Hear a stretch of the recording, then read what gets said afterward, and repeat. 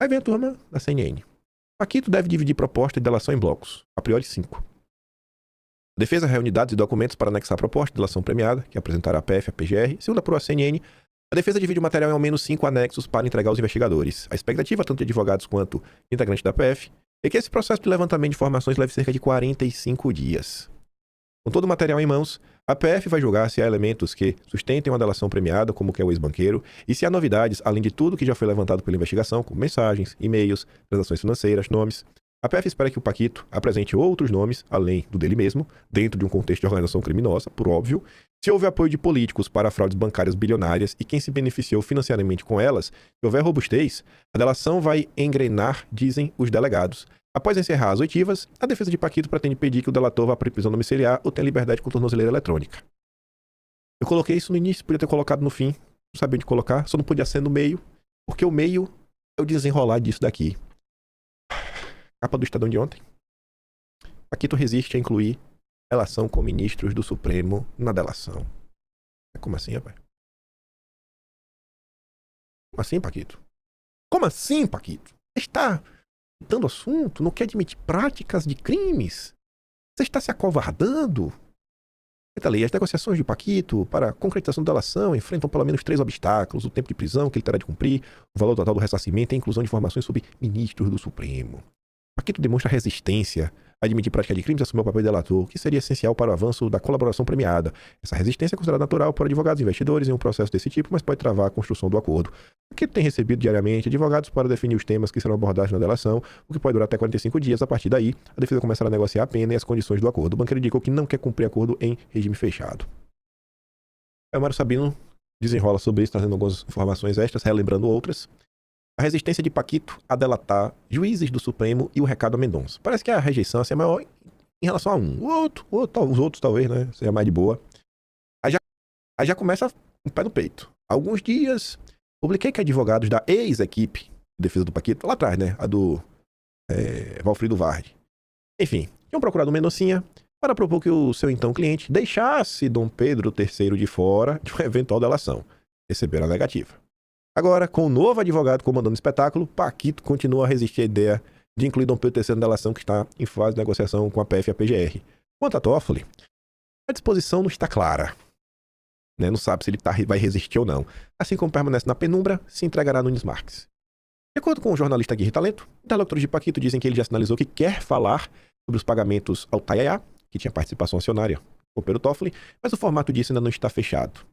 Diz o jornalista que, se a sua delação for aceita, Paquito não quer também ser obrigado a pegar cana de verdade por algum tempo, mandatória, dada o tamanho do crime, e rejeita a ideia de sair sem dinheiro nenhum da encrenca que criou, obrigado, que será ressarcir as vítimas de suas fraudes bilionárias. Eu acho que se ele delatasse tudo e derrubasse a República, podia sair, a gente tinha que pagar, criar um imposto novo. Vai, Paquito, vai lá, mas tem que derrubar todo mundo, sem dó nem piedade. A postura inicial do Paquito chamou a atenção de quem se reuniu com ele ao longo desse período. Ele demonstrou resistência em admitir a prática de crimes e assumiu o papel de delator, o que seria essencial para o avanço da colaboração. Essa resistência, em um primeiro momento, é considerada natural pelos advogados e investigadores em um processo de delação, mas pode travar a construção do acordo. Temos, assim, um criminoso que não quer delatar tudo, mas que exige benefícios a que não teria direito, ainda que o fizesse. Há outro aspecto espantoso na negociação em torno da delação. Interlocutores do dono do finado Master acham que a inclusão de Dom Pedro III, Toffoli e Nunes pode causar contra-ataques da parte do tribunal. Contra-ataque, né?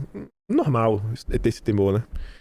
Mesmo que Mendonça homologue um acordo que contenha nomes do Supremo, a percepção é que o Mendonça ficaria isolado e perderia votações para os demais ministros, escreve o jornalista.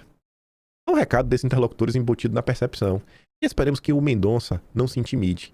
E não existe delação digna de tal nome que deixe de incluir os ministros do Supremo envolvidos com o maior fraudador do sistema financeiro da história do país, simples assim. As dificuldades enfrentadas por Mendonça só serão insuperáveis se a imprensa deixar de fazer o seu trabalho, de ajudar a PF, que quer revelar tudo, e constranger a PF, que gostaria de não revelar nada. É o trabalho da imprensa, a imprensa tem que se esforçar para manter vivo o clamor público e a esperança de que esse clamor ultrapasse as fronteiras das redes sociais, ganhe as ruas em manifestações legítimas que obriguem a casta brasiliense a tomar o caminho certo.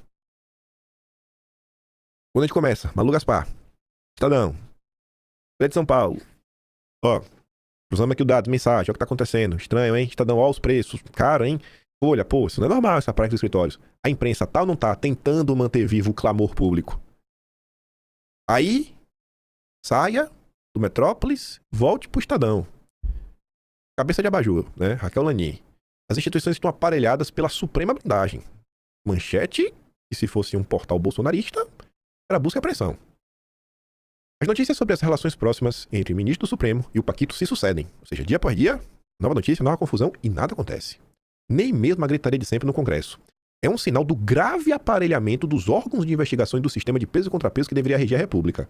O tom aqui realmente começa a subir um pouquinho, né? Falando que tem algo muito errado acontecendo, ninguém mais respeita a lei, não respeita nada, não tem mais, os órgãos estão aparelhados. Isso aqui é discurso de bolsonarista que está ganhando eco já dentro do consórcio.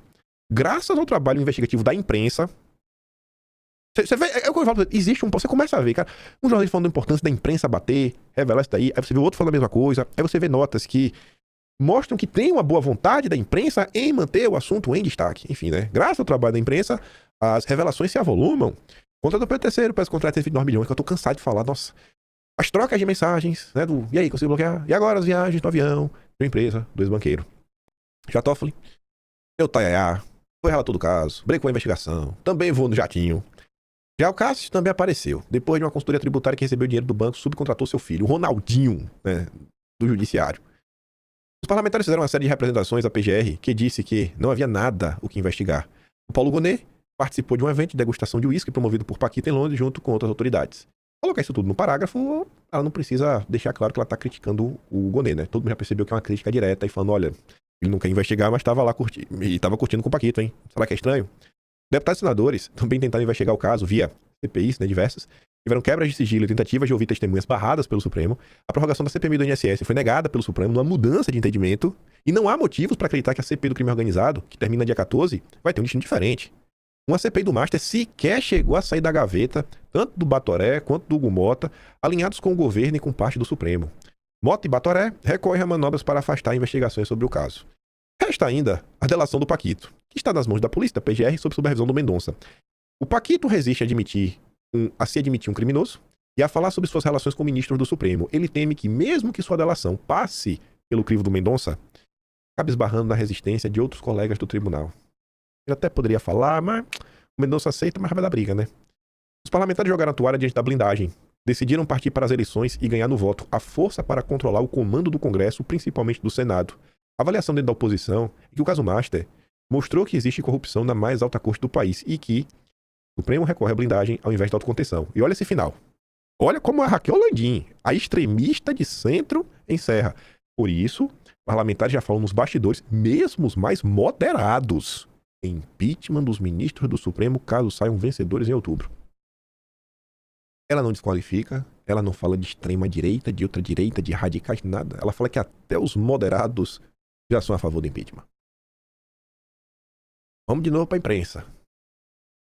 Combo que liga a Suprema Vorcaro pressiona a PGR a investigar ministros. Mais uma nota que mostra que a imprensa está com boa vontade em trabalhar. Porque não traz também nenhuma informação nova, mas é o que o Mário Cimento está falando. Manter o clamor público vivo para a pressão continuar. Lá vai o jornalista da Folha, Arthur Guimarães de Oliveira, conversar com diversas pessoas do judiciário, advogado e tudo mais. Tá ali, ó. É o que avaliou advogados, professores, entidades consultados pela Folha, que fazem, porém, avaliações diferentes sobre a conduta da PGR até agora. Parte critica e vê inércia da PGR, parte defende e fala imprudência. Mas já tem imprensa colocando pressão para que a PGR não faça gracinha. E ainda tem a Globo também, né? Ministros tentam confundir defesa do Supremo com acobertamento. Rapaz, viagem já tinha reforça a urgência de um código de conduta. Daqui a pouco é urgência de impeachment. A temperatura tá subindo. Dá pra falar de urgência de impeachment? Impeachment. Desde o início do mês, assim, em fevereiro também já teve. Em fevereiro também tem um tema no Atlas só com as notícias relacionadas ao consórcio defendendo impeachment. Aqui é só de março, aí começa. O Supremo já admite em conversas que haverá impeachment em 27. O impeachment é pertinente nos casos de Toffoli e Dom Pedro III. Chamaram o pai do Joel Pinheiro, economista, né, o Eduardo Gianetti. Dois presidentes da República sofreram impeachment, mas nenhum ministro do Supremo foi sequer afastado. O Estadão foi falar com a Lígia Maura Costa. Aí foi o Fernando Gabeira. Esse aqui foi o mais extremista de todos. Ele falou que eu acho que o Supremo deveria acabar. E aí cita a proposta do Walter Mairovich. Nada acontecer agora, ministro pode sofrer impeachment. Aí veio o Josias falar que já deixou de ser um tabu discutir impeachment. Se blindagem a Toffoli e Moraes se resistir, destino dos ministros vai ficar nas mãos do eleitor. Raquel Landim, é o que ela tá falando agora. Impeachment seria a saída extrema para a crise de confiança do Supremo. Impeachment, por impopularidade, traz risco à democracia. Mito da imparcialidade é danosa para o jornalismo, diz o Mário Sabino. Aqui ele, na verdade, é criticando a imprensa. Acho que é botando aqui só para rebater essa senhorita aqui, que essa aqui foi a que falou que a impeachment faz mal para a República. Eu só abri aqui o de fevereiro. Ó, impeachment vai virando pauta. Olha lá, aí começa. Impeachment e renúncia de juízes. Impeachment de Toffoli. Nacional está diante da tempestade perfeita. Novo acordador prevê impeachment de Toffoli e vaga ao Centrão. Solidariedade faz de apoiar a Toffoli, diz que está sendo alvo de linchamento, né? Aí o povo saiu em campo aí para defender o Toffoli. Falou que a vaga de Toffoli para desatar nós. Alcolômetro tem precedente perigoso, não deve ser impeachment de Toffoli. Mas, você vê que o assunto, sim, tá começando a aparecer, né? Tá começando a aparecer. Quando é que impeachment aparecia na imprensa, gente? Quando tinha manifestação da direita. Ou quando o Bolsonaro defendia a pauta, alguém da direita defendia a pauta e a imprensa falava disso pra criminalizar, falar que a direita queria subverter a ordem, destruir a democracia, dar um golpe de Estado. Olha a mudança de clima. As coisas estão mudando. Eu lembrei de uma coisa ontem na live, que pode parecer bobagem. Veja que Alexandre de Moraes acusou a Mônica Bergamo de ilação, matéria, sei lá, ilações falsas, né? Falou mal da matéria da Mônica Bergamo. Quando ocorreu a primeira fase da Vaza Toga, que saiu na Folha de São Paulo. Deixa eu lembrar aqui qual foi o mês da Vaza. Aqui. Primeira notícia já. Ele abriu um novo inquérito para investigar o vazamento. E o Verdivaldo e o Fábio Serapião foram os responsáveis por publicar a primeira fase da Vaza Toga, foram alvos do inquérito. Olha tudo o que está acontecendo em torno do Banco Master. Teve até esse inquérito aí da Receita, que vocês viram, né? Que rodou um monte de gente na Receita, tudo mais. Teve o caso do jornalista lá do Flávio Dino. Mas cadê? Os tempos estão mudando. Em agosto de 2024, Dom Pedro III se sentia confortável o suficiente para incluir 2 jornalistas da Folha de São Paulo em um inquérito. Ele não está fazendo isso agora com a Malu Gaspar. Ele não está fazendo isso agora com a Mônica Bergamo. Ele fez com 2 jornalistas da Folha de São Paulo. Não está fazendo mais.